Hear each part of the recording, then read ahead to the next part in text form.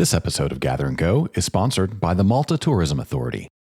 Malta and its sister islands Gozo and Comino are located in the heart of the Mediterranean. The archipelago is known for being the first European nation to embrace Christianity. The Maltese themselves are well known for their deep multimillennial Catholic faith. Malta is living evidence of the 2,000-year-old history of Christianity from its origins. Faith, history, culture, and tradition blend to form the unique history of the ancient archipelago. Visit Malta to explore more history on a pilgrimage and learn more at visitmalta.com.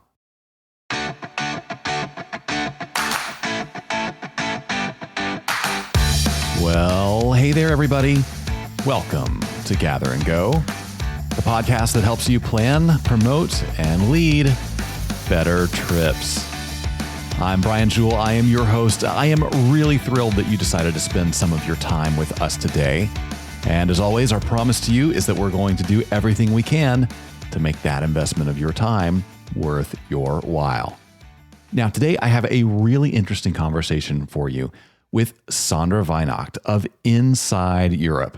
Sandra has been taking groups to Europe for decades, and she's going to give us lots of inside information about planning trips to Europe in 2025 and beyond.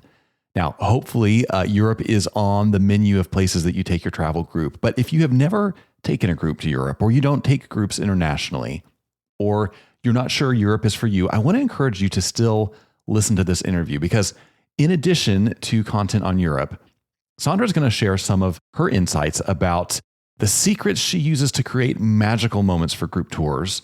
She's going to share tips for finding the best local dining options in Europe or wherever you're going.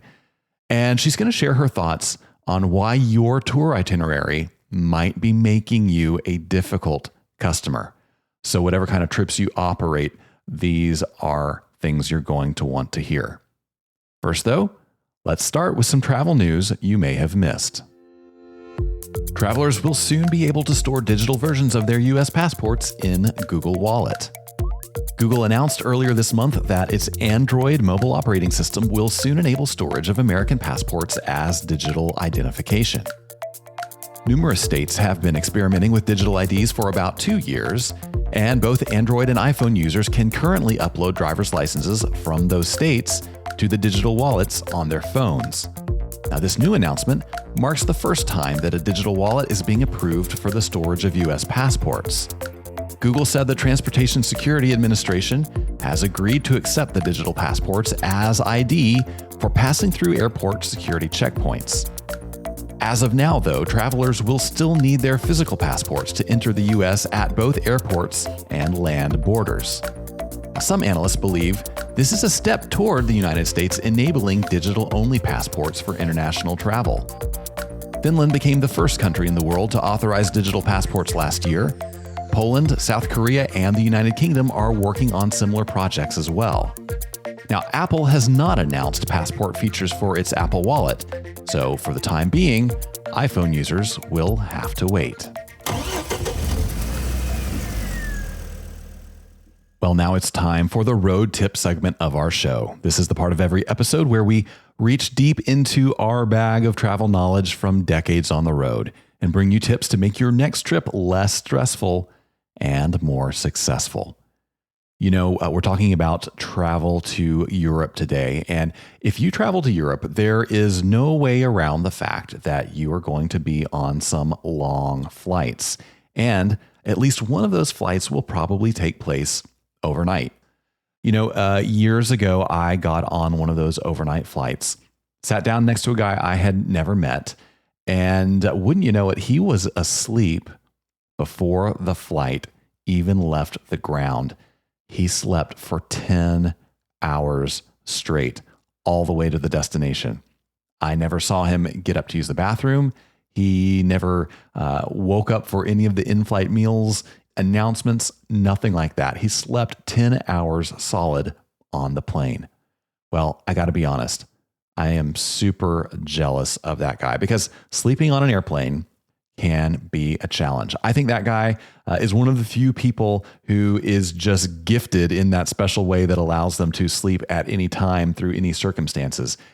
I am not one of the people gifted that way. And if you are not one of the people gifted that way, it might be helpful to have a few of the hints that I have picked up along the way for sleeping on an airplane. So that's our road tip today. I'm going to share my personal sleep regimen for trying to get some sleep on a transatlantic flight. Here is what I do. Number one, decent sleep on an airplane for me starts long before I board. I'm looking for a good meal before I get on that plane. And I know, they're probably going to feed us, I don't know, within the first hour or so of the flight. But number one, airplane food is not that good. Number two, I have a hard time sleeping if I'm hungry. And so I really like to find a good meal somewhere in the departure airport. And I'll be honest, I kind of load up. I go heavy on the carbs. I do all those things you're not supposed to do, say at lunchtime, because I'm actually trying to make myself sleepy. So I'm looking for a nice plate of pasta, maybe a cheesecake chaser at the end of it, something like that is going to fill me up and give me a little bit of that drowsiness that could actually help me on the flight. Another thing I do is make sure to wear loose clothing. When you are taking a transatlantic flight is not the time to make a fashion statement in the airport. Loose-fitting clothing accompanied by slip-on shoes.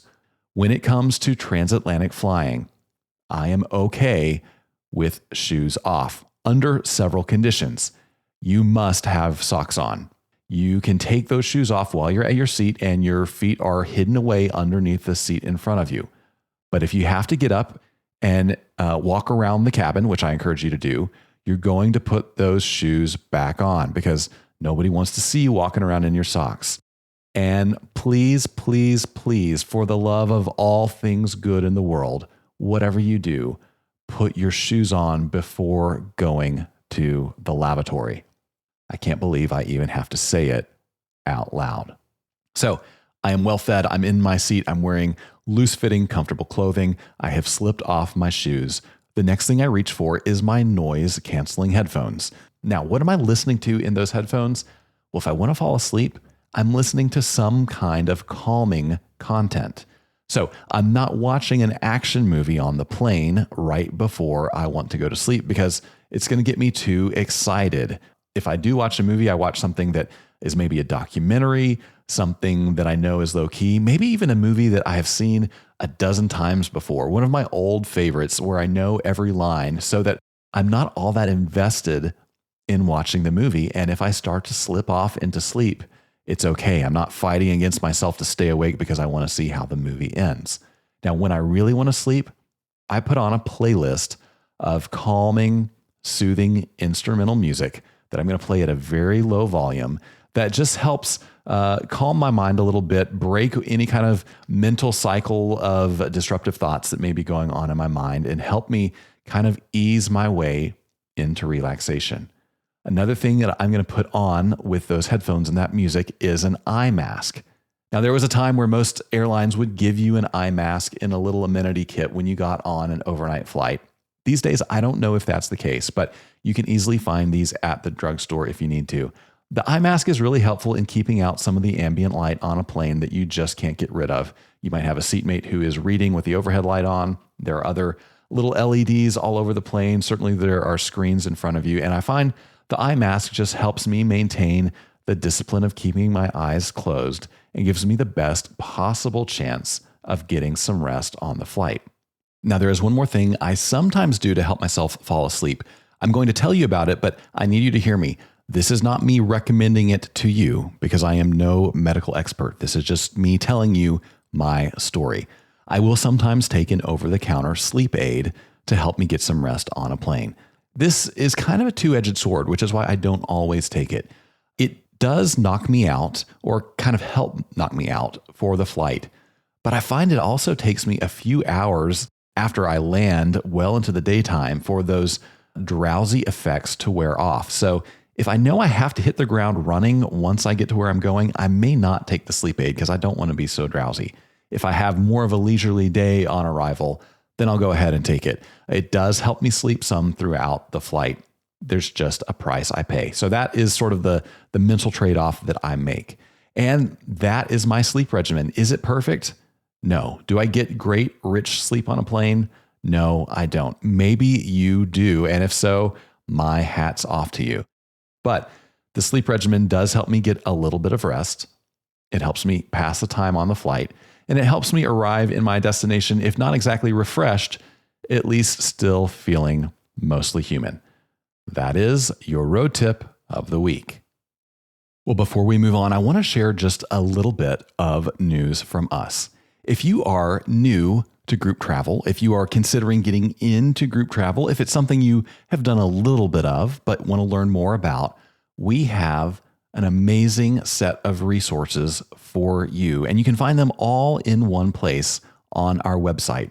That's right, we have created a landing page on our website specifically for people who are getting started in group travel. It's called the Start Here page, and it is very, very easy to access. It's at grouptravelleader.com/start. And when you go to that page, you're going to find all kinds of free resources to help you start and grow your group travel program. You're going to find things like free downloads of our most popular PDF resources. You're going to get how-to articles to help you solve your most pressing travel issues. You'll find links to some of our most essential podcast episodes. You will also find an opportunity to join us on familiarization trips to help you grow your travel knowledge firsthand. And finally, you can sign up right there on that page to receive our magazines, our e-newsletters, and lots of other great travel content from us that will help you start and grow a fantastic group travel program. And every single thing there is absolutely free. grouptravelleader.com/start. Well, now it's just about time for us to get into our featured conversation with Sandra Weinacht. As we do that, I want to remind you that you can find a wrap-up of some of the most important things Sandra had to say on the show notes for this episode on our website. You can also access those show notes directly below the media player in any podcasting app you are using to listen to this show right now. And I hope you will stick around to the end of the interview, because after we wrap that up, I want to take a minute to discuss some of the mistakes that you might be making when you plan meals on your tours and give you some suggestions about how you can do that better. That's going to be the topic of today's Hot Minute. You won't want to miss it. We'll be right back with Sandra Weinacht.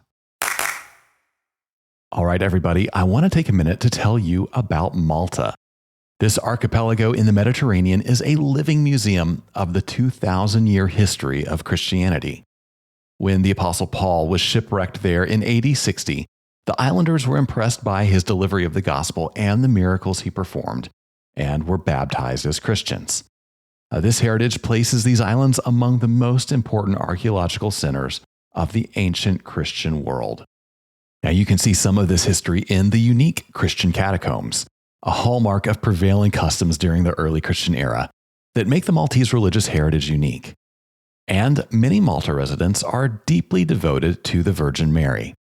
Luke was shipwrecked in Malta with Paul, and his gospel account is full of details of Mary's life. Historic artifacts and oral traditions demonstrate that the Maltese have remained Marian devotees ever since.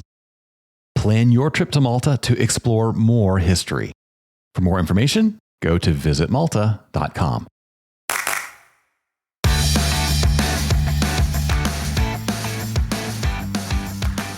All right, everybody. My guest today is a German native and former sports journalist whose experience covering major events led her into the group travel industry.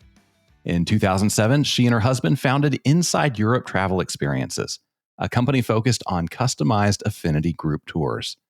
Since then, she has served more than 5,000 customers and earned nicknames such as the Group Whisperer and the Tourminator. Sandra Weinacht, welcome to the podcast. Hey, Brian. Thank you for having me. You are welcome. How close did I get on pronouncing your last name? Pretty close. Weihnacht is a hard one. Good enough for an American, right? Oh, you did great.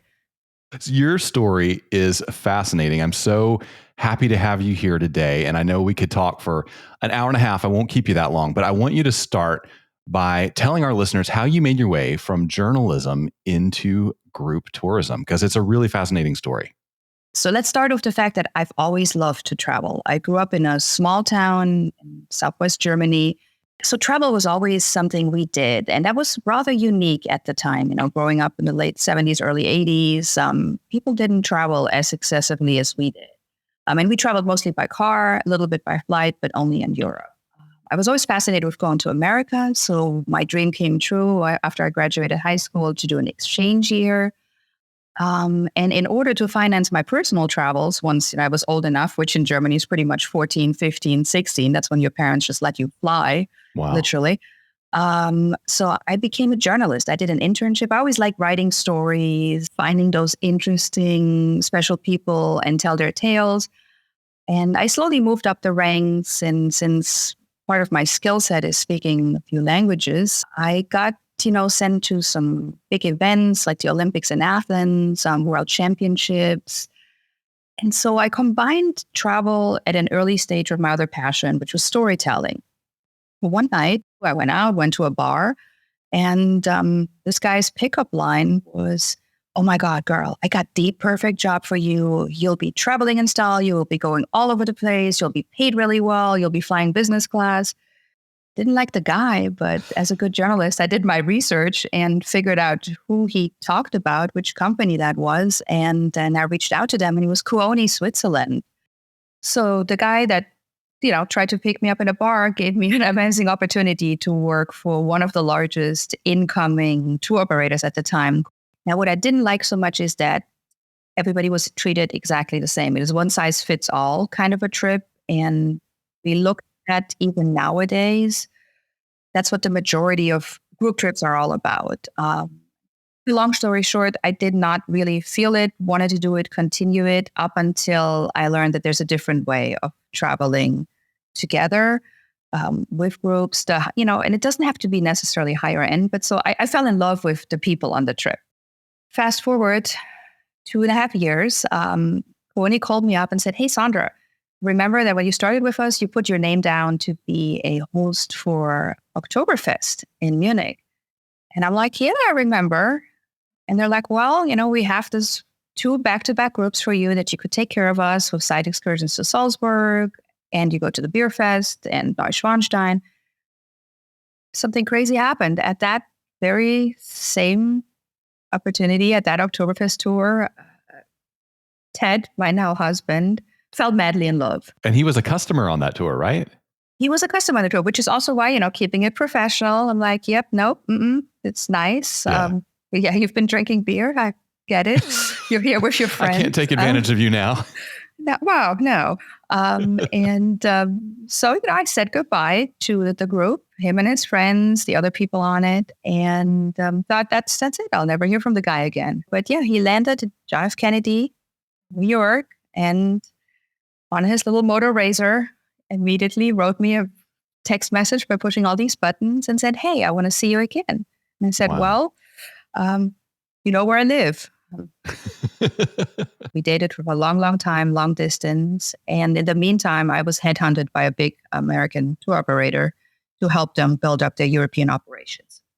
All right. So there you are. You are guiding tours for a big tour company. What made you say, "Hey, I think I can do this for myself. Let's go start a business"?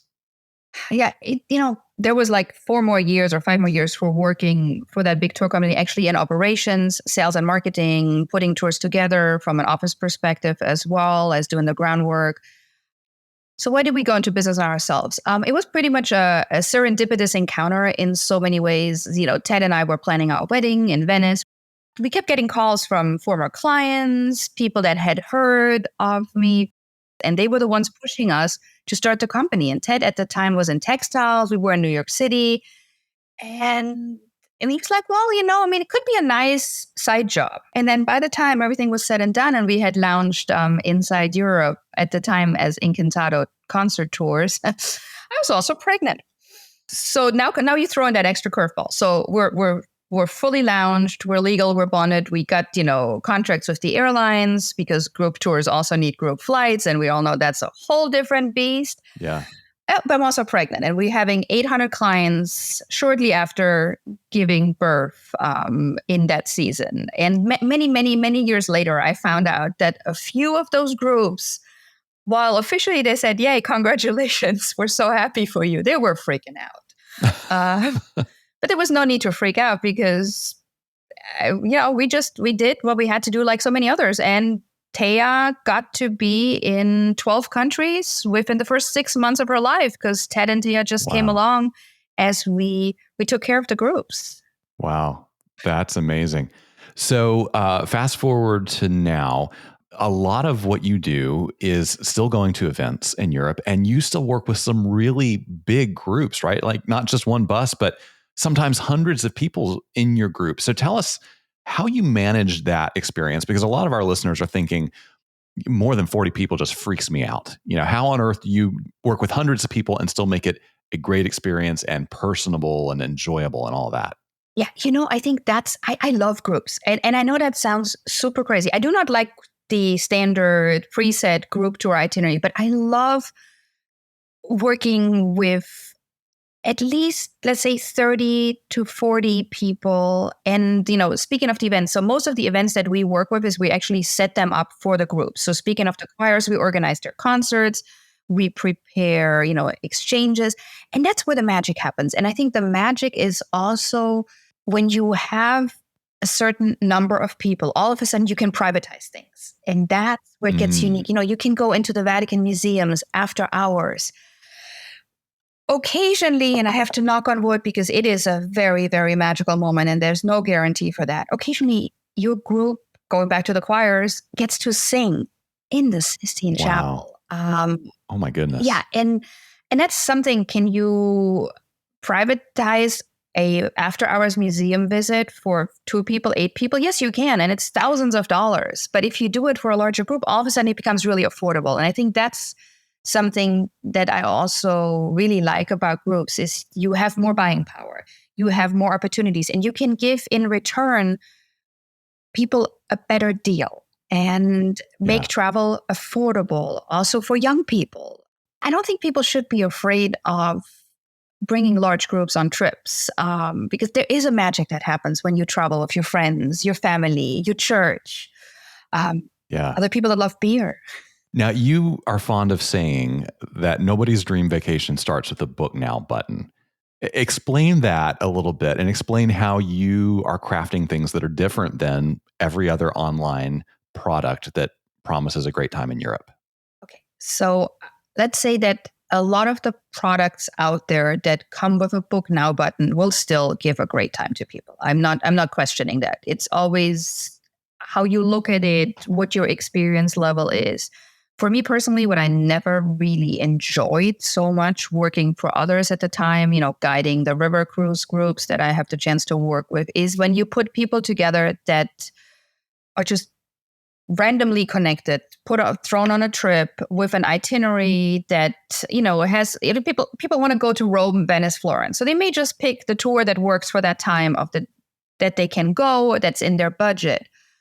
But now with us, we're like, wait a minute. So why you want to go to Italy? What is your main focus? What really tickles your fancy? So we personalize within the group as well, which it's really not that hard to make a trip very, very special when you know your destinations, where to eat. One of those little tricks that I can give people, if you want to feed a large group in Europe, you don't have to go to the tourist restaurants. You can approach a local place. And if that local place, normally opens at 8:30, maybe see if they make an exceptional opening at 7, which we know for American, that's a very normal dinner time. And this way, you create a win-win situation because you get people that local experience, you keep the money in the community, and they get great food instead of being in yet another tourist trap place that only feeds those traveling on the set tours. Now, the Book Now button, I think, for us, when you go on our website, you find 0 Book Now buttons because everything we create is exclusively for that specific group, for those specific dates. And if we have a large group, let's say over spring break, then it's the only group we're going to take care of at that time. So to really focus, to really make sure that we understand other grandmas that maybe need additional assistance. Do they need a wheelchair for a museum tour? Do we have families with young children in that group? where playtime is really, really important. Like, let's take Germany. There's tons of beer gardens that also have wonderful playgrounds or petting zoos. So you just make it. That's amazing. Yeah, it's really important to know who's traveling with you. And the new thing that I've just hit me a lot when I was, trying to work on branding and explaining who we are, that who you travel with really, really matters. It's the who you travel with in your group and the who you travel with on the ground. And I think that's then where the true magic comes together. And not just knowing what people want, but also find out what they don't want. So you've lived in the US for quite a while now. You're married to an American. Do you have some ideas about common misperceptions Americans have when they think about travel to Europe? What are the things that you wish you could tell Americans about traveling to Europe? First of all, do it. Just really, really go to Europe. And do not think of Europe as one destination, but realize that their distances are quite large. And those trips where you jump from one country to the next country to the next country within 6 days, because we know Americans have limited vacation times, they're probably not the most rewarding in the end. So one of those misconceptions is, it's also close. Yes, things are closer than they are in the US, but at the same time, you just barely scratch the surface. If you do like one night in Rome, then one night in Florence, one night in Venice, you go over the border to Switzerland, you end up in Germany, and who knows, maybe even fly to London. So I think, realizing that even within a destination, you have destinations is really, really important. The next misconception is that fear of, people hate Americans. No. Will you encounter some stupid idiot somewhere? Yeah, absolutely. But that happens to me wherever I go in the US or any other destination I've been to. One big misconception that I think really needs to be addressed, because it's one of those TikTok trends right now, is, yes, we tip in Europe. Darn it. So yes, but no, you don't have to fear it's this insanity of 20-25% as it's done here, because people are paid a living wage in the service industry. But yes, we do tip. Good to know. So I think we have a lot of people listening right now who have led group tours around the U.S. They're comfortable, booking a motor coach here and booking hotels and putting together an itinerary. But the idea of crossing the Atlantic and being in a country that does not speak English as the first language, and all of the things involved with passports and crossing borders, it can just be so overwhelming and intimidating. So what would you say to somebody in the US who is hesitant about taking their group abroad, either because of the hassle or because they think it's going to be expensive? How do you answer those objections? Yeah. So I think the big part is don't make it a do-it-yourself project. I think that's truly find the right partner for you, be it a DMC in the destination, be it a tour operator in the US with the expertise and the experience, because you have to negotiate with the hotels. You have to figure out the transportation. You have to understand all these rules. So the first, don't make Europe a do-it-yourself project. I really advise strongly against it. The legal parts of it, everything. Don't try to do too much. I think that's the other advice. Coming back to don't schedule too much into your program. Go first. If you're the group leader, honestly, go there. Your partner should ideally assist you with this inspection trip, this familiarization trip, so that you start feeling good about everything. Now, when it comes to passports, everybody needs to get a passport. Apply for passports as soon as possible. And passports for most of us adults are valid for 10 years, if I'm not mistaken. So if you're thinking about going to Europe next year, in 2 years, or anywhere else in the world, go apply for a passport, because you will need a valid passport. So yeah, again, you have a local host, you have a local partner, rely on them, ask for help, ask a million questions. That's the other thing too. Do not, yes, you can Google everything, but as we all know, that those answers might not really be the best ones. But there's no such thing as a stupid question when it comes to travel. There's no such thing as an unjustified fear or concern, because yes, you have to watch out for safety. There's shitty neighborhoods. There's crappy hotels. Yes, there is bed bugs. Just like anywhere here in the US. Yeah. But but there's the magic. There's history. There is incredible food. There's traditions, festivals, things you can buy, Christmas markets. Yeah. So let's say you have won somebody over and they're convinced that they say, okay, let's do a Europe trip in 2025. And it's going to be the first time they take their group to Europe. What destinations are you going to recommend to that first timer? So 2025 is going to be a tough year for Italy. And I'm saying that because honestly, if it's a first timer, I'm sure Italy is on top of their list. 2025 is another Jubilee year. And Italy is also our number one destination. It has been for 15 out of the 17 years that we're offering Italy. But if we want to go a little bit with stereotypes, navigating Italy and especially Rome can be challenging, even with just the normal crowds, because after COVID, there's a huge influx of travelers and a lot of first-time travelers. So destinations that I think are a little bit easier when you just start out. Let me make a pitch for my homeland of Germany, honestly, because the longer I've been gone and the more I've seen my homeland through other people's eyes, things just work a little bit easier. And, we have some great Italian food in Germany too. I also think, considering pairing a major city with a little bit more of an off the beaten path jam. So let's talk Berlin as an example, capital city, vibrant, the New York of Germany, so to speak, can be combined with Potsdam, a city that is full of gorgeous gardens, palaces, much less busy, much less crazy. One could also, instead of staying in Berlin, overnight for and that's the other advice, stay at least 3 nights in one place. Don't the checking in, the checking out, that's a giant hassle. Going places, other wonderful destinations that I highly recommend to check out: Austria. And everybody thinks, oh, the Sound of Music. Yes, so the Salzburg region, but then there's also Carinthia, Canton, which is the area connected, or like right perched in between Slovenia and Italy. So you get that Dolce Vita feel there. Other easier destinations to go to Ireland. Ireland is a great first-time destination. Now, do they speak English? Yeah. Do I understand everything they say? No. I don't either. Oh, great. Okay, good. So Ireland's a great first-time destination. And again, when you look at Ireland, don't just look at Dublin. Also, think about Belfast. Think about those smaller cities. Yeah. Okay, so now let's talk to the groups that have been all over Europe. They're sort of Europe experts. What should they be looking for in 25 or 26 that is up and coming or off the beaten path, or an approach to a European trip that they've never thought to do before? Oh, let's talk beer. Everybody in the world knows about Oktoberfest. No doubt about it. It is the world's largest and greatest beer festival.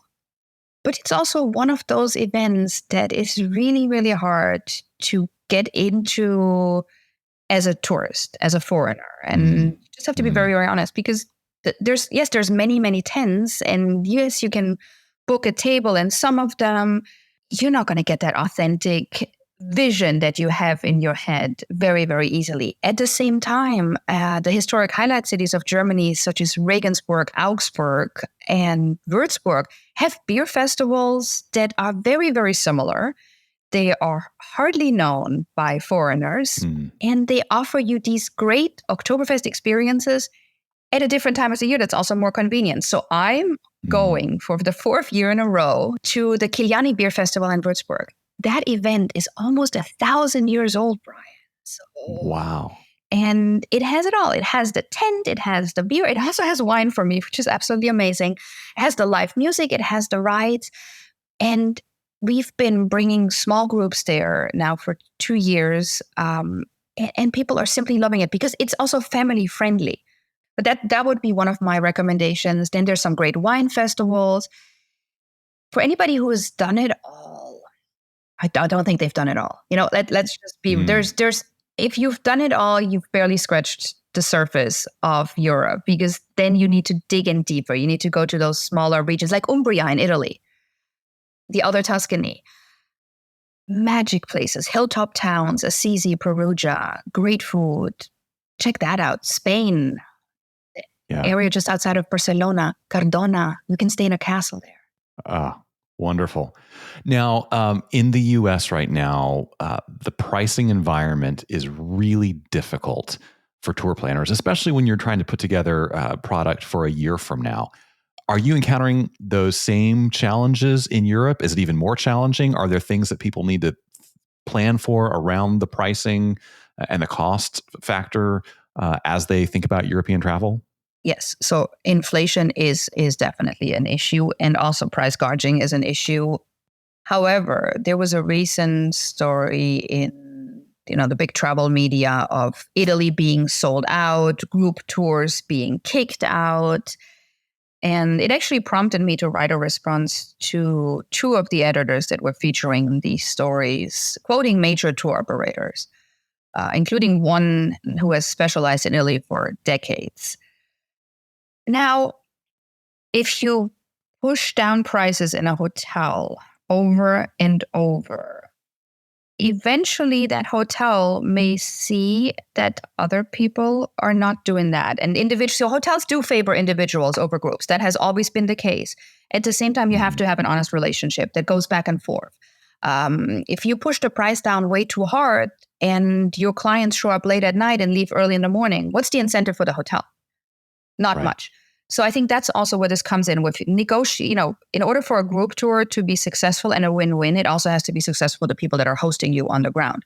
So that's where the longer stays come in. This is where a client that has free time is much more likely to enjoy the spa facilities or hang out at the hotel bar than somebody that just rushes from place A to place B. How do you prep for situations like that? You make really good contracts. You buffer your experiences with a predicted increase. So for us, when we offer a tour, we try to provide worst case scenario pricing, not it's going to be $1,999, where everybody knows there's no way it's going to cost that much. Right. Be honest, be upfront, have a very clear description of what's included, what's not included. Food prices have gone up a whole lot. At the same time, who really needs to eat 3 big meals on a trip every single day? So there is ways of offering a quality experience still at a good price by carefully looking at what makes sense for your customer. And I'm not talking about, doing options where, you need to buy everything as you're going. No, but at the same time, I think we overschedule our travelers on these trips instead of giving them the chance to just stroll, walk around. And nobody has a problem paying, €10 to go to a museum that only they want to go to versus it being the big attraction for the group. Now, when I first started in travel about 20 years ago, if there was a geopolitical issue, if there was a war or the risk of war or something like that, it would affect international travel. Today, I look at Europe and see there's war in Eastern Europe. From what I hear, that's not affecting the demand to go to many of these places you've talked about. There's everything going on in the Middle East. Do you anticipate any of these kinds of issues impacting either the demand for travel to Europe or what the experience is like when people get there? Or is it pretty much like, guys, that's a world away. Come on over and have fun? No. So I'm very concerned about the geopolitical issues that we have. And, being a German and being a country very close to Ukraine and also seeing the impact of taking in over 1 million refugees from Ukraine has affected me and continues to affect me because I have friends, I have colleagues who have family there and they may live in other countries now. No, it's not just come and ignore that happens. No, because it's really there and it's a real concern. And safety is like the most important concern that we always have. Think of the protests in Paris last year. No, safety is really, really important. And you always have to be prepared and read the news and watch and see what's going on. At the same time, it hasn't stopped travel. I think most people really honestly don't care, which is a little bit sad. But at the same time, no, you can travel and you have to be cautious and safe. But so yesterday, for example, the State Department issued a new travel warning. And I used to really freak out when these travel warnings would come out and they would mention Europe. I think they very much affect educational tours. So if schools are involved, churches are involved, anytime organizations are involved that are even more concerned than the normal person about the safety and well-being of their dependents, so to speak, it is an issue. At the same time, if we look at warnings from other countries about going to the US, they're just as high, if not stricter at times. So I think, being aware, being careful, being cautious, just like, you have to be cautious where you place your groups in any major city. So again, it comes to knowing your destination, it comes to going. So I think this is also something that we've always taken pride in, the fact that we've been everywhere our travels are going. We've checked out every hotel. We've been to the restaurants. We know if there's just one toilet, but it's totally worth it because the food is so amazing. Yeah, it's knowing where you go. It's staying in touch. It's following your news, for example, too, Brian. I think you do a great job at informing your listeners, your readers of what's going on. Thank you. I appreciate that. Is it affecting demand, or are bookings still strong and inquiries still strong? Bookings and inquiries are strong, especially, and this is probably not a big surprise, in the luxury market. And we're now getting more and more requests from travel agents, even members of consortia, that say, oh, well, we were told from our partners that they can't help us because destination A, B, C, or D is like completely sold out. I think everybody is a little bit understaffed still after the pandemic. That's one big issue. And what concerns me when it comes to that term of being sold out is that the inventory provided, or the opportunities provided to Americans are a fraction of what's really out there. And I wish more of the big consortia, of the big tour company would look at those, let's call them secondary destinations, or even neighborhoods within cities. Everybody stays in the same areas and pretty much the same hotels. Sometimes you find 4 different tour operator groups in just one hotel, and it's the same hotel they've been using for 10 years too. Right. While there's a brand new hotel that's locally owned just 2 blocks away. So I think, that's something to look at and see it as an opportunity. See it as an opportunity to introduce something new. Well, where is the best place for people to connect with you and learn more about Inside Europe? Right. Well, we do have a website that I'm very proud of. We just redid it a little bit. It is www.inside-europe.com. So if you would like to follow my personal journeys, you can find me on Instagram at My Travelicious Life. You'll see a lot of food pictures and also my coffee drinking dog. I happily share tips. I think that's really, really important.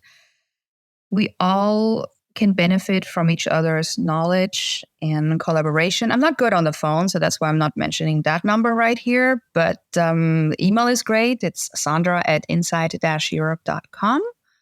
And I'd love to connect on LinkedIn as well. Yeah, absolutely. We're going to link to all of that in the show notes. Now, before we let you go, we have questions that we ask everyone at the end, and these are just for fun. So no pressure here. When you book travel, are you going to book a window seat or an aisle seat? Oh, I'm totally team window. Yeah? Why is that?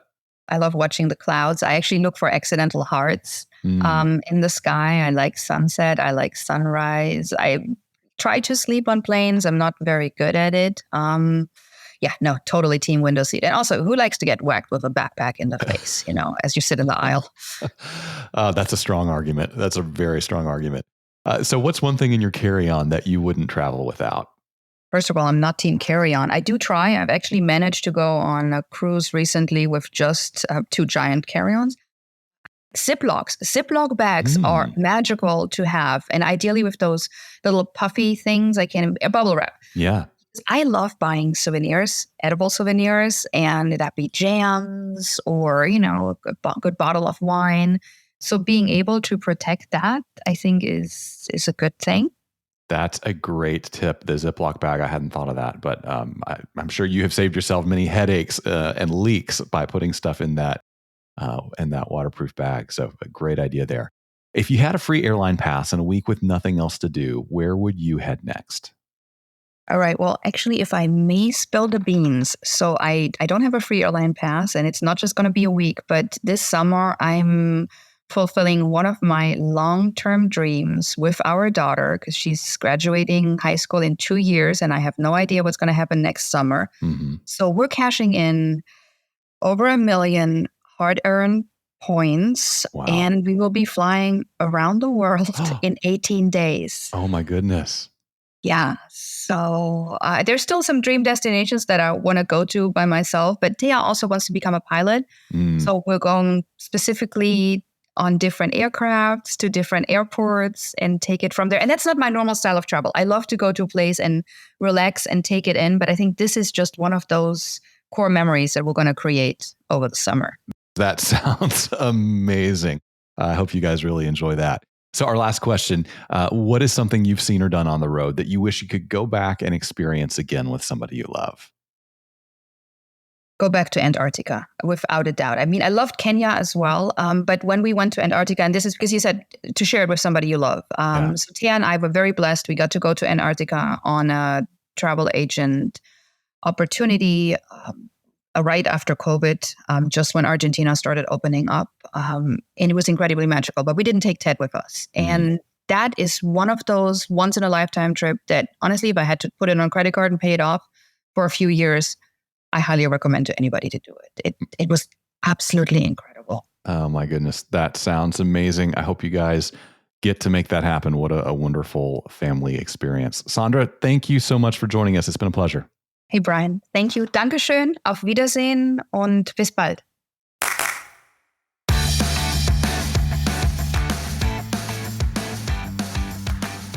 Well, I sure hope you enjoyed that conversation with Sandra Weinacht. I love talking to Sandra. She is so creative and passionate and had some really great insights. I want to hit a few of them again just to make sure you don't miss them. Now, when we were talking about what makes group trips so special to Sandra, she said that for her organization that does a lot of choir and concert tours, among other things, she said, we organize their concerts, we prepare exchanges, and that's where the magic happens. And when you have a certain number of people, you can privatize things, and that's when it gets unique. You can go into the Vatican Museum on private tours. Occasionally, your group gets to sing in the Sistine Chapel. If you privatize with a large group, it becomes really affordable. You have more buying power and more opportunities, and you can give people a better deal and make travel affordable for young people. Now, there's so much there I love. I am definitely all about making travel affordable for young people because I believe nothing shapes young minds in the way that travel does. I also love this idea of leveraging the economies of scale in group tours to give your travelers experiences that they simply could not get or would be simply unaffordable if they were doing them on their own. Now, you may not be taking groups to Italy. You may not be arranging for people to sing in the Sistine Chapel, but I bet wherever you do take groups and the places you do go, there are opportunities to come up with some super cool experiences that the general public can't do. That is one of the chief ways that our industry creates value for customers. We all need to remember to lean into it as often as we can.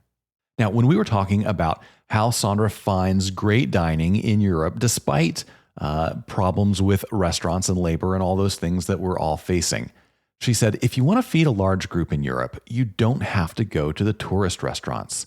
You can approach a local place.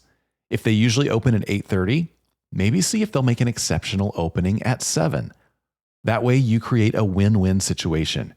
You get people that local experience, you keep the money in the community, and they get great food instead of being in another tourist place. Now, I think this is great advice for Europe. Frankly, I think it's great advice for the United States or wherever else you may be traveling. I think Sandra's got her finger on something. Too many group tours all tend to go to the same kinds of restaurants.